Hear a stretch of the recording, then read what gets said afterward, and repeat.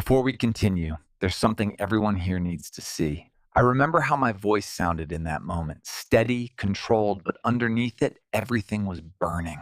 The music had just faded. She was standing across from me in her white dress, smiling like she had already won. The guests were watching, some tearing up, some holding their phones ready to capture the perfect moment. And I was about to destroy it. Her smile didn't drop right away. She thought this was part of the vows, thought I was about to say something emotional, something that would make her look even better in front of everyone. She had no idea. No one did. The room went quiet. Even the priest looked confused. I could feel every eye on me, waiting. And for a split second, I almost didn't do it. Because 3 months before that moment, I was the guy who thought he had everything figured out. My name is Daniel. I'm 32. I work in finance, nothing flashy, but enough to live comfortably. I've always been the kind of guy who plans things out, who doesn't rush into decisions. At least, that's what I used to think. I met her, Emily, about a year and a half ago. It wasn't some dramatic movie type meeting, just a mutual friend's birthday dinner. She sat across from me, laughed at all the right moments, asked the kind of questions that made you feel like she actually cared about your answers. And the thing is, she was easy, not in a bad way, just effortless. No drama, no games, no confusion. Within weeks, we were seeing each other almost every day. Within months, she had a drawer at my place.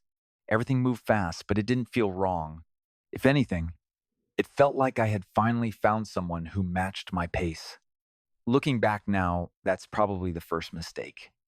Because when something feels too smooth, you stop checking for cracks. About 8 months into the relationship, she started bringing up the future more seriously. Not in a pushy way, just little comments here and there. What would you name your kids? Do you see yourself getting married before 35? Stuff like that. Normal questions, harmless on the surface.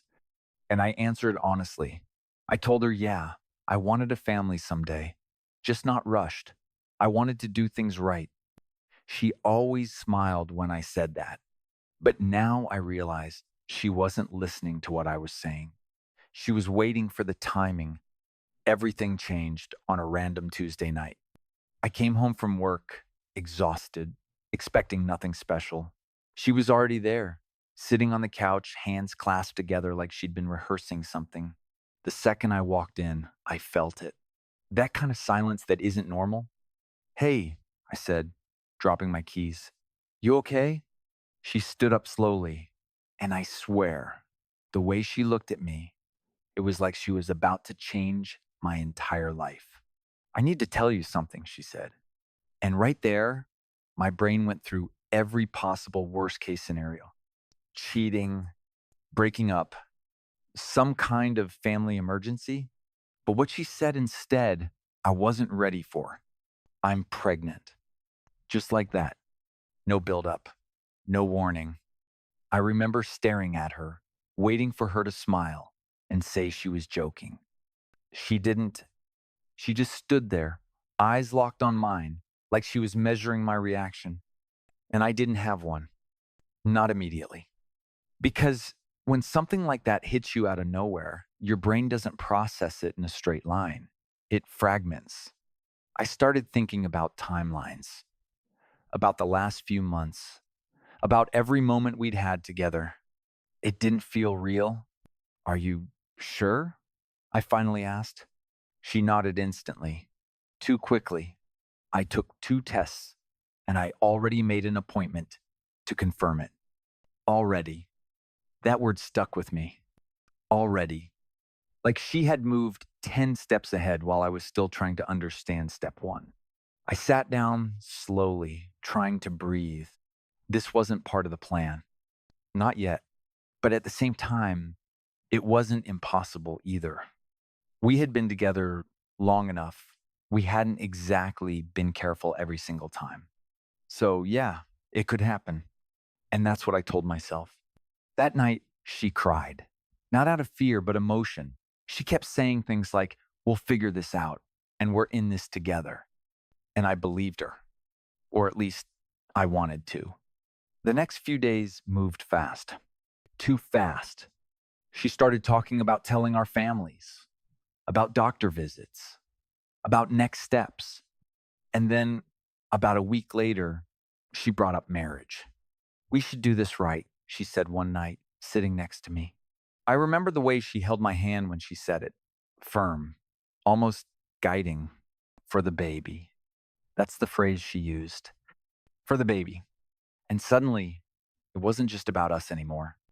It was about responsibility, about doing what was expected. I didn't say yes right away, but I didn't say no either. And that hesitation, that was all she needed. Because once she saw that I wasn't rejecting the idea, she started building around it. Talking about venues, dates, even guest lists, it was like a switch had flipped. And here's the part I still struggle to explain. Everyone else supported it. My parents, her parents, friends, every single person I told reacted the same way. Man, this is big, but it's the right thing. You've got to step up. You don't want to be that guy. No one asked if something felt off. No one asked if the timeline made sense. They just saw the situation and filled in the expected response. And slowly, I started doing the same. I convinced myself this was just life moving faster than I expected, that this is how things happen sometimes. But then little things started slipping through, small at first, easy to ignore, like the dates. One night, I was lying in bed, going over everything in my head, trying to calculate how far along she would be, and something didn't line up. Not perfectly. It wasn't a huge difference, just off enough to make me pause. I asked her about it the next day, casually. Hey, when exactly did you say you found out? She answered immediately, too immediately. And her answer didn't match what she had told me before. I noticed it, but I didn't push because calling it out would mean questioning everything. And at that point, I wasn't ready to do that. Not yet. But that wasn't the only thing. She became different, more attached to her phone, more defensive about small questions. And the weirdest part, she never let me come to her doctor appointments. At first, I thought maybe it was just scheduling, or maybe she wanted to handle it herself. But after the third time, it stopped feeling normal. One time I offered to drive her. She shut it down instantly. It's fine. It's just routine stuff. Routine.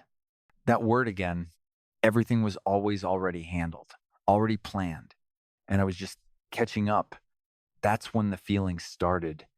Not a thought, not a conclusion, just a feeling, like something underneath everything wasn't right.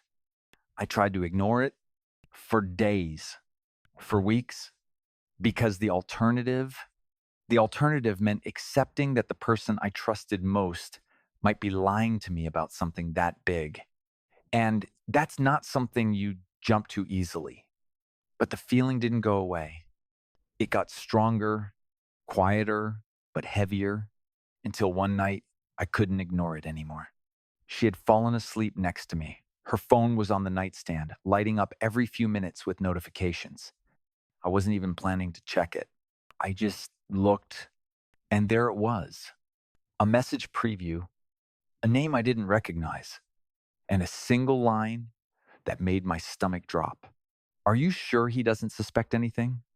I froze, didn't move, didn't breathe, because in that moment, everything shifted. And for the first time, I wasn't just feeling that something was wrong. I knew it. Are you sure he doesn't suspect anything? I must have read that message 10 times without blinking. Same words, same name I didn't recognize, same feeling in my chest like something had just dropped straight through me and hit the floor. Emily was still asleep next to me, peaceful, breathing slow, like nothing in the world was wrong. Like she hadn't just destroyed everything. My first instinct was to grab her phone, unlock it, scroll through everything, find answers. But I didn't, because the second I touched that phone, there was no going back. No pretending I didn't know. no space for doubt. And for some reason, I needed one more second before everything became real. So I just sat there, staring at that message preview until the screen went black. And when it did, I felt something shift in me. Not panic, not anger, something colder, more focused, because now it wasn't a feeling anymore. It was a question with an answer waiting behind it, and I needed to find it. The next morning, I acted normal, or at least I tried. She was in the kitchen making coffee when I walked in, smiling like she always did, like nothing had changed. Morning, she said softly. I watched her for a second longer than usual, trying to see if I could spot it. The lie, but she looked the same. That's the thing about people who lie well, they don't look like liars. They look exactly like the person you trust. Morning, I replied, grabbing a mug. She leaned in and kissed me on the cheek, and I felt nothing. Not love, not comfort, just distance. We sat down, and she started talking about wedding stuff again. Venues, flowers, guest lists. Like this was all still happening, like nothing had changed. And I realized something in that moment. She didn't know that I knew, which meant I had time. Time to understand what this really was. Time to figure out how deep it went. So I played along. For the next few days, I didn't question anything. I didn't bring up the message. I didn't act different. I let her believe everything was still under control. But behind the scenes, I started paying attention. Every detail, every word, every movement. And the more I watched, the more things didn't add up. She guarded her phone like it was locked to her hand, took it everywhere, even to the bathroom. Notifications were always turned off around me, but I'd catch glimpses when she thought I wasn't looking. And that name, it showed up again, different times. Same contact, no emoji, no saved nickname, just a first name. Ryan, I didn't know a Ryan. She had never mentioned a Ryan. And that alone was enough to tell me everything I needed to know. But I still needed proof because suspicion isn't enough when your entire life is about to change. You need something solid, something undeniable. So I made a decision. I was going to find out the truth without her knowing. The first step was the timeline. I went back through everything, messages, photos, dates we had gone out, trying to map out exactly when things could have happened. And the more I looked, the worse it got. There were gaps. Days where she said she was busy or with friends that didn't match up cleanly anymore. At the time, I hadn't thought twice about it.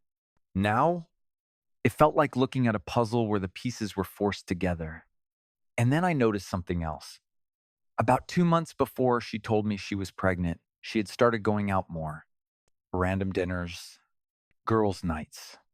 Even a weekend trip, she said, was for a friend's birthday. At the time, I trusted her. Now, every one of those moments felt like a question mark. That's when I started thinking about the baby. Because everything else, the lies, the secrecy, the message, it all pointed to one thing. What if the baby wasn't mine? I didn't want to believe it. Even thinking it felt wrong. But once that thought enters your head, it doesn't leave. It just sits there, waiting. So I did something I never thought I'd do. I scheduled a DNA test. Quietly, without telling anyone, I told her I had work that day, took time off, went to a private clinic across town. The whole time I was there, I felt like I was watching myself from the outside.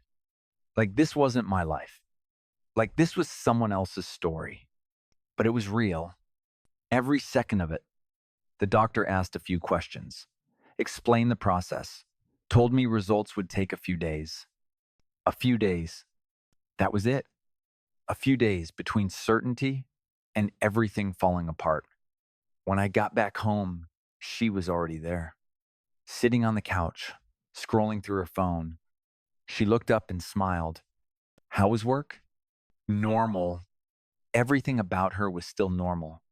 And for a second, I almost questioned myself, almost convinced myself I was overthinking everything. But then her phone buzzed. She looked at it and turned the screen away from me just slightly, but enough. And that feeling came right back. That quiet certainty. Something wasn't right.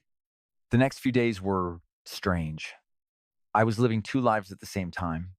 On the surface, everything was moving forward. Wedding planning, family calls, conversations about the future. But underneath, I was waiting for that call, waiting for the truth. And the worst part, she got closer, more affectionate, more attentive. Like she was trying to secure something, or maybe like she knew time was running out. One night, she rested her head on my shoulder and said, "I'm really glad we're doing this." I didn't respond right away because I didn't know what this meant anymore. The relationship, the wedding, or the lie. Finally, I just nodded and she smiled, satisfied. That was the moment I realized she wasn't worried, not even a little, which meant one of two things. Either she believed her own story completely, or she thought I'd never question it. And that made everything worse because it meant this wasn't a mistake. This was intentional, planned, calculated. The call came 3 days later. I was at work. Middle of the afternoon, phone buzzed. Unknown number. I knew immediately. My heart started pounding before I even answered. "Hello? Hi, is this Daniel?" "Yes, this is the clinic. Your results are ready." I stood up without realizing it, walked out of the office, didn't stop until I was outside. "Okay," I said, "just tell me." There was a pause, just a second, but it felt like everything was hanging in that silence. And then the test shows you are not the biological father. That was it. No buildup, no explanation, just facts. Cold, final, unavoidable. I didn't say anything, couldn't, because in that moment, everything I had been holding together just dropped. Every doubt, every suspicion, every tiny crack I had tried to ignore, it all connected. And suddenly, the entire picture was clear. She lied about the pregnancy, about the timeline, about everything. And I had been standing right in the middle of it, about to marry her. I don't remember how long I stood there after the call ended. Time didn't feel real. Nothing did until one thought cut through everything else. She was still planning the wedding, still inviting people, still smiling in my face like this was all real, like I didn't deserve the truth. And that's when something changed. Because before that moment, I was hurt, confused, trying to understand. But now I was angry, not loud, not explosive, just controlled, focused, because she didn't just lie. She tried to trap me with something that would have tied me to her for the rest of my life.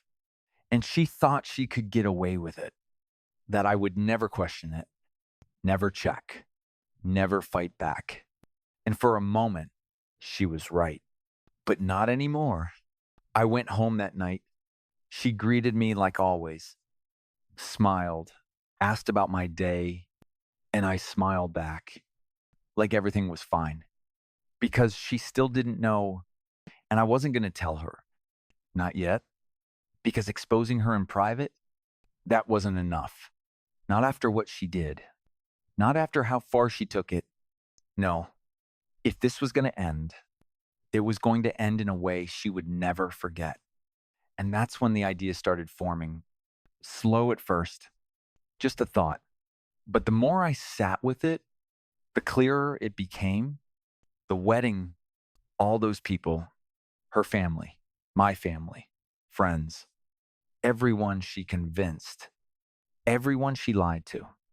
That was the stage. And I had the truth. All I needed to do was choose the moment.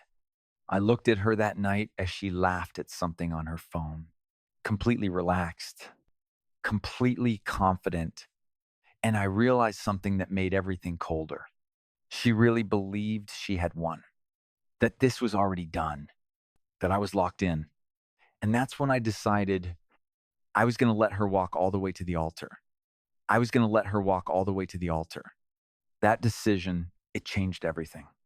Because from that moment on, this wasn't about figuring things out anymore. It was about execution. The next few weeks felt like I was living inside a performance. Every conversation, every smile, every I love you that came out of her mouth, I heard it differently now. Not as affection, as strategy. And the craziest part, she got more confident the closer we got to the wedding. Like she could already see the finish line. Like once we said those vows, everything would be locked in, no questions, no escape. And I played my role perfectly. I helped pick the venue, sat through meetings with planners, even tasted cake flavors with her. I nodded at all the right moments, smiled when people congratulated us, held her hand in front of family, all while knowing none of this was real. But behind the scenes, I was building something she couldn't see, something that would end all of it in one moment. The first thing I did was secure the proof. The DNA results weren't enough on their own, not for what I had planned. I needed it to be undeniable, clear, something no one in that room could argue with. So I went back to the clinic and requested a full certified report, official documentation, sealed, signed, impossible to dismiss. Then I took it a step further. I met with a lawyer, not to sue her, not yet, but to make sure that everything I was about to do stayed within legal lines. Because the last thing I wanted was for this to backfire on me. The lawyer didn't ask many questions, just looked over the documents and said, as long as you're presenting factual information and not falsifying anything, you're fine. That was all I needed. Then came the setup. The venue she chose was a large banquet hall with a built-in projector system meant for slideshows, photos, sentimental videos. She had already planned to use it. A montage of our relationship, pictures from trips, moments that were supposed to make everyone emotional. Perfect. I told her I wanted to add something to it. A little surprise, I said. She loved that idea. Of course she did. She thought it was for her. So I got access to the system, worked with the tech guy at the venue under the excuse of timing and transitions, and quietly I inserted what I needed. Not just the DNA report, but a timeline. Simple, clean, easy to follow. Dates, her statements, contradictions, everything laid out in a way that even someone who didn't know us could understand. And at the end, the result, clear as day, 0% probability. I tested it multiple times, made sure it ran smoothly, made sure there was no way to interrupt it once it started. Because if this was going to happen, it had to be perfect. The day of the wedding came faster than I expected. I woke up early, didn't sleep much the night before, not because I was nervous, because my mind wouldn't stop running through every detail, every possible outcome. But the plan was solid. There was no going back now. I got ready in silence, suit pressed, tie straight, everything exactly how it should be. Looking at myself in the mirror, I almost didn't recognize the person staring back. Not because I looked different, but because I felt different, calmer, colder, like whatever part of me that used to hesitate was gone. By the time I got to the venue, people were already arriving, smiling, laughing, excited. They had no idea what they were about to witness. And for a second, I felt it. That flicker of doubt, not about what she did, but about what I was about to do. Because this wasn't just exposing her, this was destroying her. in front of everyone, family, friends, people who would never forget this moment. But then I remembered the message. Are you sure he doesn't suspect anything? And just like that, the doubt disappeared. She didn't give me the truth in private, so she wasn't getting mercy in public. The ceremony started, music played, guests stood, and then she walked in. White dress, perfect makeup, that same confident smile, like everything was exactly how she planned it. She looked at me the entire way down the aisle, and I looked back, but not the way she thought, not with love, with clarity. This was the last time she would ever control this situation. She reached the altar, took my hands. They were warm, steady. She leaned in slightly and whispered, "You look nervous." I almost laughed. If she only knew, the priest began. Standard words, vows, unity, all the things people say at weddings. And I stood there, listening, waiting. Because timing mattered, it had to happen at the right moment. Not too early, not too late. Right when everyone was fully invested, right when the emotion was highest. Then it came. "Do you, Daniel, take Emily?" Wait. My voice cut through everything. Clear, firm. The room went silent instantly. The priest paused. Emily looked at me, confused, but still smiling, like she thought this was part of something romantic. "Before we continue," I said, turning slightly to face the crowd, "there's something everyone here needs to see." You could feel the shift in the room. Confusion, whispers.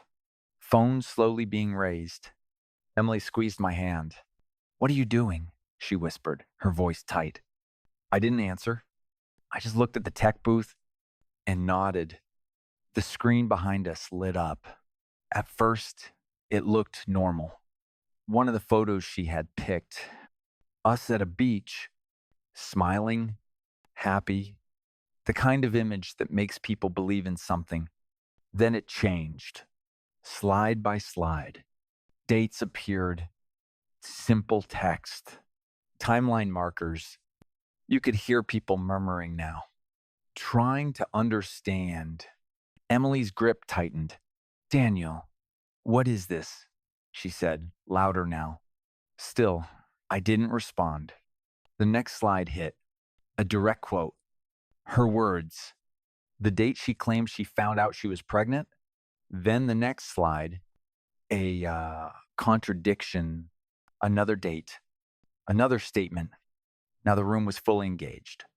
Confusion turning into tension. And then the final slide, the DNA result, big, centered, impossible to miss. 0% probability, silence, complete silence. For a full second, no one moved. No one spoke. It was like the entire room stopped breathing. Then it started whispers, gasps, voices overlapping. "What is that? Is this real?" Oh my God. I looked at her, and for the first time, her confidence was gone. Completely. Her face drained of color, eyes wide, mouth slightly open like she was trying to find words that didn't exist. This, this isn't funny," she said, her voice shaking. No one laughed. "Because this wasn't a joke? This is fake," she added quickly. "He's lying. This is..." "Am I?" I said, finally speaking directly to her. My voice wasn't loud, but it didn't need to be, because every single person in that room was listening. "You told me I was the father," I continued. "You told everyone here." She shook her head, stepping back slightly. There must be a mistake." "A mistake?" I repeated. I reached into my jacket and pulled out the official report, walked forward, held it up. Certified, verified, signed. I looked around the room, at her parents, at mine, at the people who had been celebrating this just minutes ago. "And you were ready to marry me today," I said, my voice tightening just slightly, based on a lie. The room exploded, voices everywhere.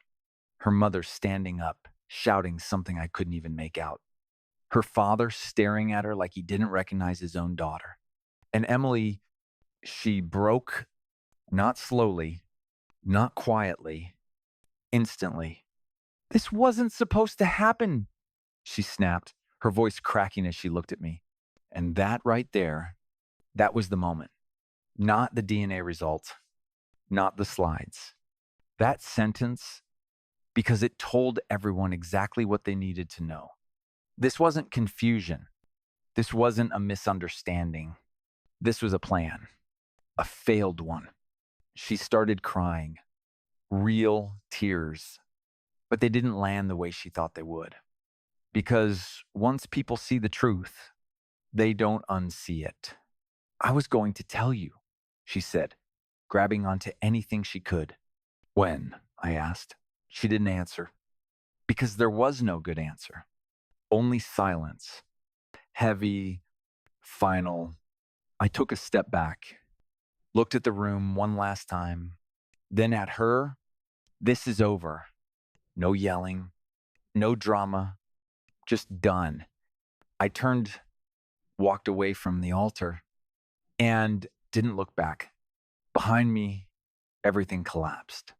Voices rising, people arguing, her crying louder. But none of it mattered anymore. Because for the first time in weeks, I felt clear, like I had finally stepped out of something that was never real to begin with.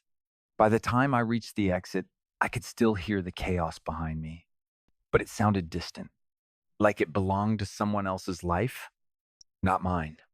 Outside, the air felt different, lighter. I stood there for a moment, just breathing, letting everything settle. And then my phone buzzed. A message from an unknown number. I looked at it, opened it, and there it was. A single line from Ryan. "I didn't think you'd find out like that." I stared at the screen, and for a second, I considered responding, asking questions, digging deeper. But then I realized something. It didn't matter anymore. The truth was already out. The damage was done. So I locked my phone, slipped it back into my pocket, and walked away. No closure, no conversation, no second chances, just the end. And honestly, that was enough.